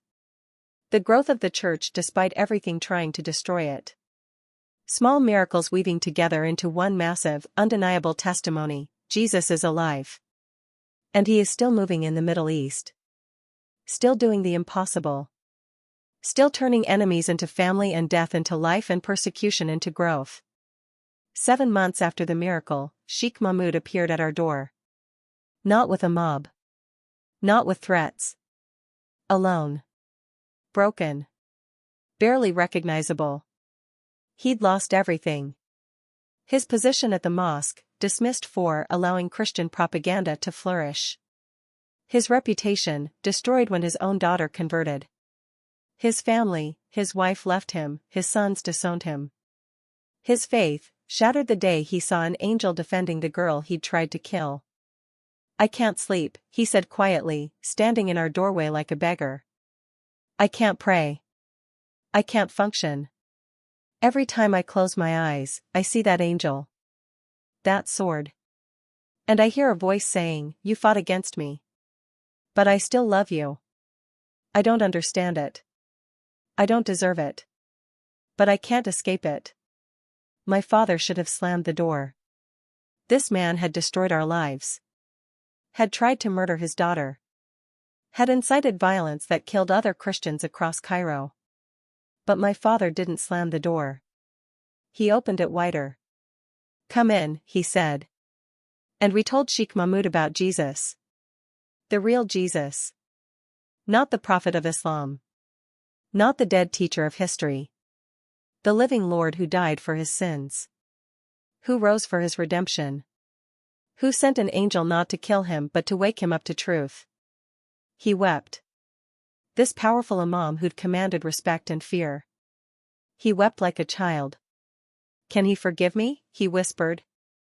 After everything I've done? All the hatred. All the violence. All the lives I've destroyed? Yes, I said. Simply. Certainly. Because he forgave me. And I didn't deserve it either. None of us do. That's what grace means. That's what the cross means. That's what Jesus does. Sheikh Mahmoud Hassan converted that night. The man who'd tried to kill me became my brother. And the angels in heaven, I knew, were celebrating. I'm writing this from a refugee settlement now. Not in Egypt. They finally forced us out. Made it impossible to stay. The government pressure, the constant threats, the mob attacks that never stopped. Eventually, my family had to choose, stay and die, or flee and live. We chose life. We're in Lebanon now. A Christian refugee settlement on the outskirts of Beirut. Thousands of us. Egyptians, Syrians, Iraqis, Sudanese. All with the same story: we followed Jesus, and our countries decided we didn't deserve to exist. The settlement isn't much. Rows of tents and prefabricated shelters. Dirt roads that turn to mud when it rains. Communal kitchens. Shared bathrooms. No privacy.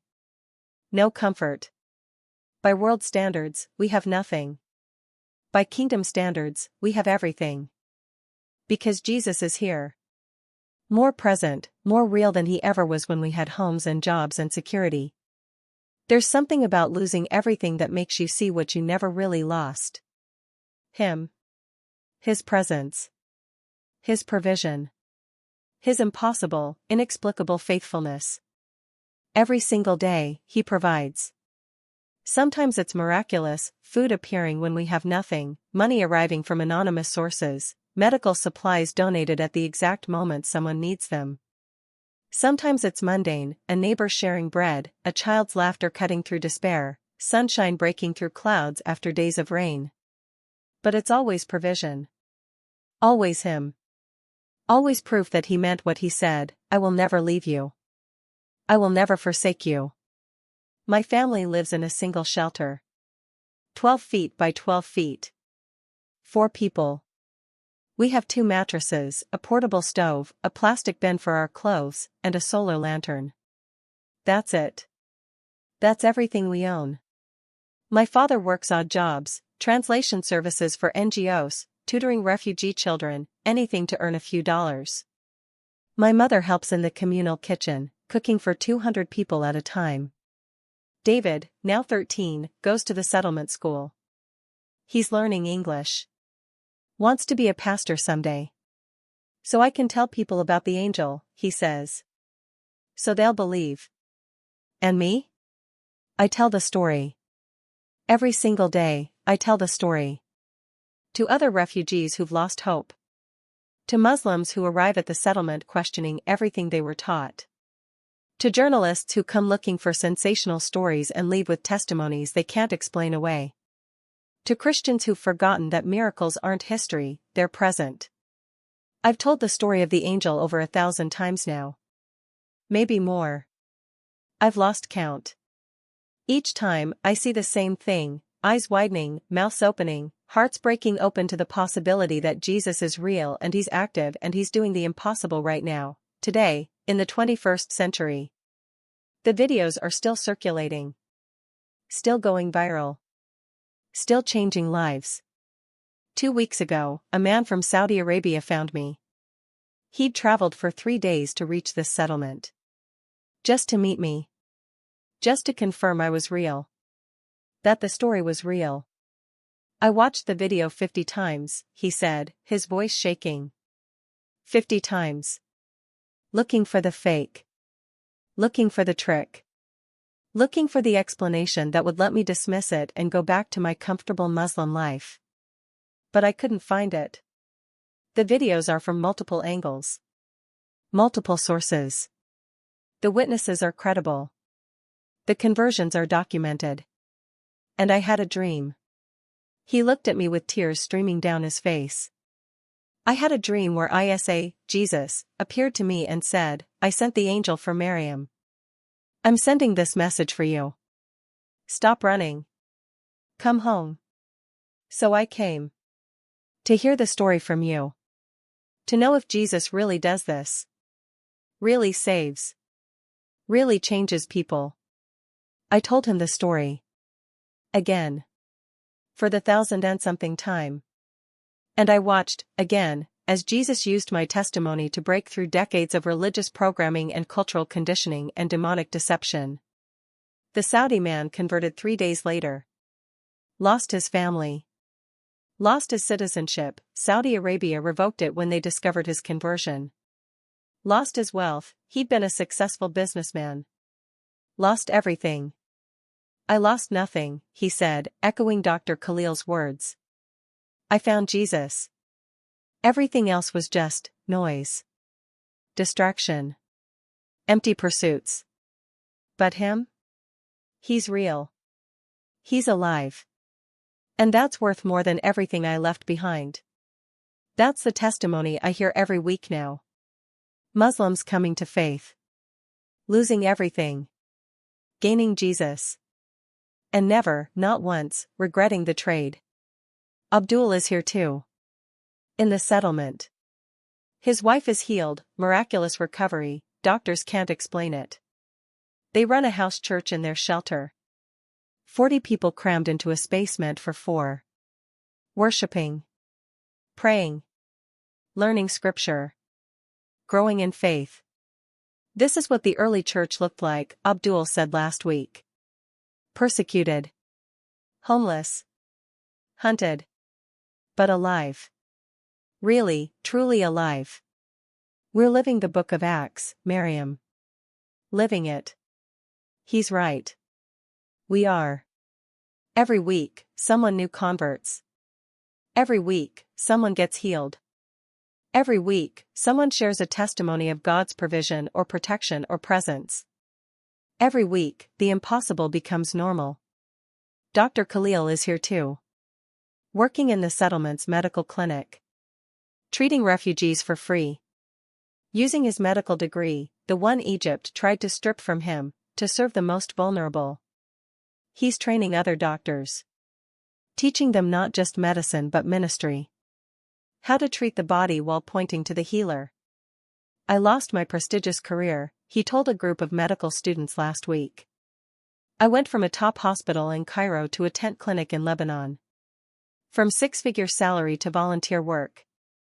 And I've never been happier. Because this, he gestured to the refugee patients waiting for treatment, this is what medicine is supposed to be. Serving. Healing. Loving. Jesus with a stethoscope. Officer Youssef, former police officer, now security coordinator for the settlement, patrols at night. Making sure the refugees are safe. Making sure extremists don't infiltrate. Making sure the children can sleep without fear. I used to protect oppressors, he said. Now I protect the oppressed. I used to serve a corrupt system.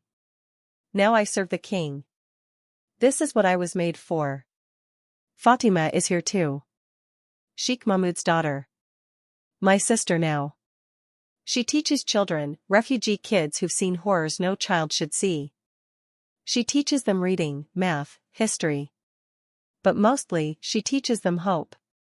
You are not forgotten, she tells them every morning. You are not abandoned. You are not worthless. Jesus sees you. Jesus loves you. And Jesus has a plan for your life. Even here. Even now. Even in this refugee camp. He has a plan. And Sheikh Mahmoud, the man who tried to kill me, is here too. He's the most zealous convert I've ever met. The most on fire. The most determined to make up for lost time. He preaches in the settlement every week. His sermons are fire. Because he knows both sides. He knows Islam intimately, 40 years of study and teaching. And he knows Jesus personally, 8 months of transformation that turned him inside out.